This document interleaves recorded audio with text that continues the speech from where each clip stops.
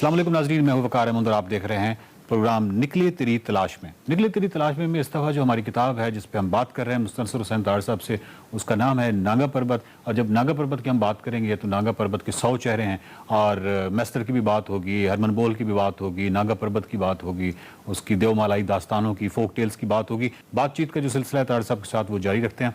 तार साहब, K2 motel के हवाले से इसी निकले तेरी तलाश में हमने उसके जवाल पे काफ़ी तफसील से बात की है कि क्या खूबसूरत ये PTDC का होटल था जिसके अंदर दुनिया जहान के माउंटेनियर्स जो हैं वो इकट्ठे होते थे।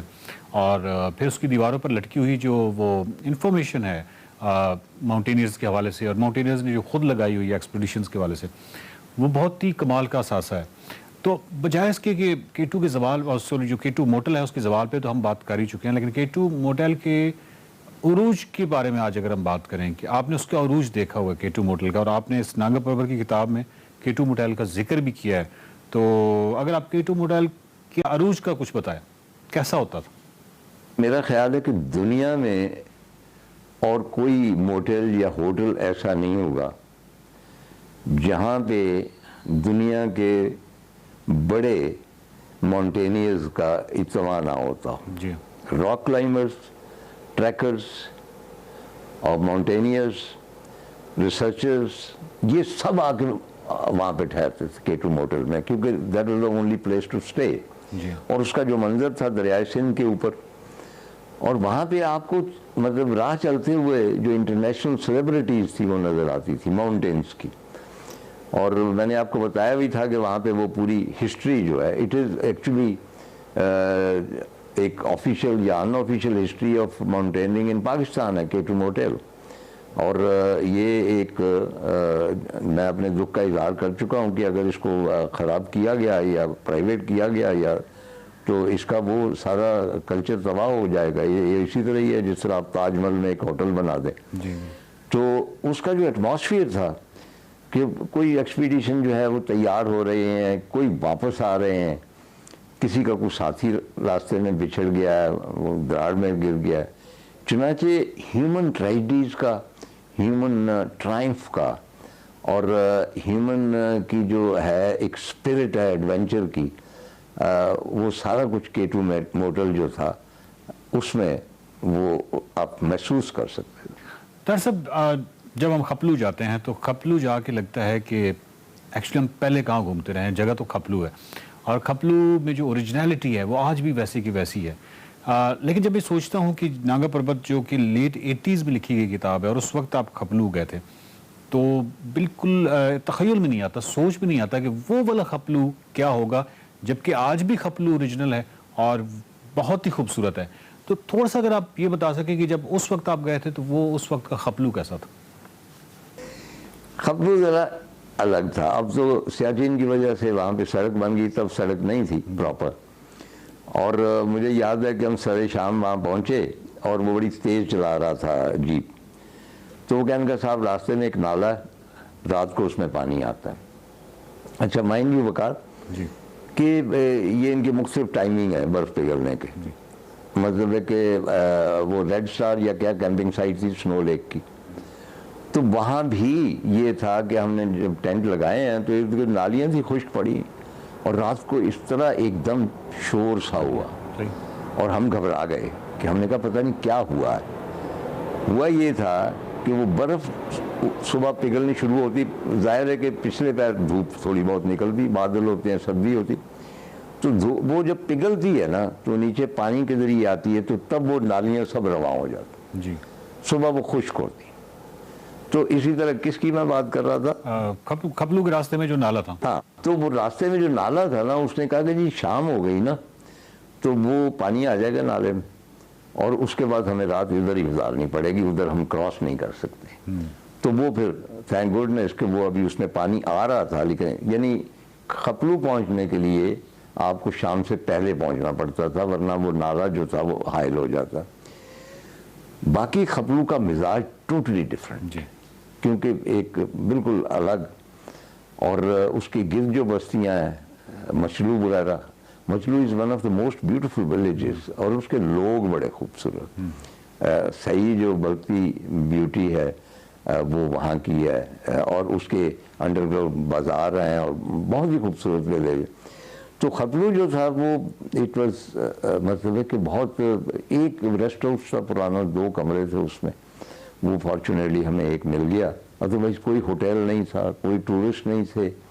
एक जर्मन था डॉक्टर जो हर साल वहाँ पे आता था, लोगों का इलाज करता था, और लोग बिल्कुल ओरिजिनल हालत में थे। और मैं बहुत ज़्यादा इस्तेमाल किया अपना नावल जो है डाकिया और जुलाहा में, तो वहाँ पहली मरतबा मैंने वो एक पोस्ट ऑफिस देखा था खपलू के बाज़ार में, और वो एक ही बंदा था, वो खुद ही स्टैम्प्स लगाता था और अंदर बैठा, पता नहीं कब से बैठा हुआ, और खुद ही जाके डिलीवर करता था और सारा कुछ।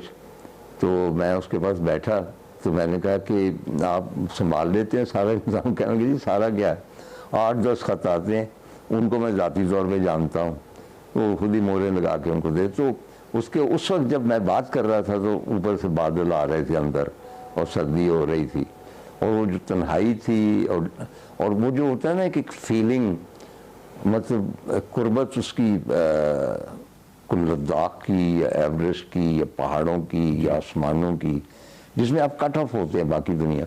खपलू में एट दैट टाइम आप कंसीव नहीं कर सकते थे कि खपलू के अलावा भी कोई दुनिया हो सकती। It was so beautiful.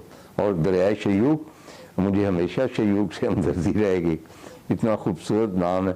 इधर से शयूक आ रहा है, दूसरी तरफ से खरमन हुआ है, से शायद इंडस आ रहा है, और वहाँ पे पहले मिलते हैं दोनों और आगे इंडस हो जाता है। तो इंसान के नसीब भी ऐसे होते कि कोई आदमी जो होता है वो मेहनत करता है, वो टॉप करता है, वो एक जीनियस होता है, लेकिन वो किसी ख़ास मौके पे वह नसीब ऐसे होते हैं कि वो किसी और के नाम लग जाते हैं। अब वहाँ पे शयूक जो है, मतलब कि इंडस से ज़्यादा ज़ोरदार और ख़ूबसूरत दरिया और ज़्यादा पानियों वाला है, तो शयूक नहीं हुआ, आगे जाके वो इंडस हो गया। ये नसीब की बात है जी। दरिया शयूक पे कई नज़में कही जा सकती हैं, उसके किनारे बैठ के कई खूबसूरत नावल लिखे जा सकते हैं। दरिया शयूक है ही बहुत खूबसूरत और उसकी शामें भी बहुत खूबसूरत है। और इसी बात से याद आया कि आपकी किताब में एक शाम का जिक्र है जो कि आपकी दरिया शयूक के किनारे बसर हुई, और रात गए तक आप बैठे रहे, हवा चल रही थी, खूबसूरत दरिया जो है दरिया शयूक वो बह रहा था, और आप थे और मतीउर रहमान थे, और एक गालिबन कोई फॉरनर था, कोई जर्मन या कोई गोरा था, और वो शायर था, और गालिब की शायरी जो है वो मतीउर रहमान ने ट्रांसलेट की थी। आपको याद है इस तरह की कोई शाम दरिया शयूक के किनारे? अच्छा नहीं, वो हमारे साथ एक वहीं से बैठा था अपना स्कर्दू से जीप के ऊपर ना, जी जी, वो गोरा था, तो किसी एक्टर से उसकी सिर्फ शक्ल मिलती, ही वॉज वेरी हैंडसम। तो मती साहब को अंग्रेज़ी बोलने का शौक, उन्होंने फ़ौरन उसके बाद मती साहब ने सिफारिश की कि भाई हमारे पास कमरा है, तो बेचारा ये पता नहीं बाहर कहीं सोएगा, तो इसको साथ ही, तो वो हमारे साथ ही आ गया। मालूम हुआ कि शायरी भी वो करता है। तो चांदनी रात थी, तो हम निकले, दरिया शयूक के किनारे गए, तो मैंने उससे फरमाइश की। मैंने कहा भाई तुम कहते हो मैं शायर हूँ। अच्छा, वो अंग्रेज़ शायर ज़रा झिझकते हैं, वो हमारे शायर तो पीछे भागते हैं ना कि अच्छा कि भाई सुन के जाओ, लेकिन वो ज़रा झिझकते हैं। बहरहाल उसने अपनी पोइट्री अंग्रेज़ी की सुनाई, और ज़ाहिर है कि जिनको गालिब और मीर का लुत्फ़ आ रहा होता वो अंग्रेज़ी, चाहे जॉन डन की हो या बायरन की, उसमें वो मतलब है कि लुत्फ़ तो नहीं उठाया जा सकता बाहर तौर। तो उसके बाद उसने कहा कि भाई आपके यहाँ भी शायरी होती तो आपको कुछ पता। तो इसको बहुत शेर बहुत याद थे मती को, खासे शेर याद थे। मैंने कहा भाई मती तुम करो। कहने लगा ये तो उर्दू नहीं समझेगा। मैंने कहा फिर? मैंने कहा आप ट्रांसलेट कर दो। तो उसने ट्रांसलेट किया।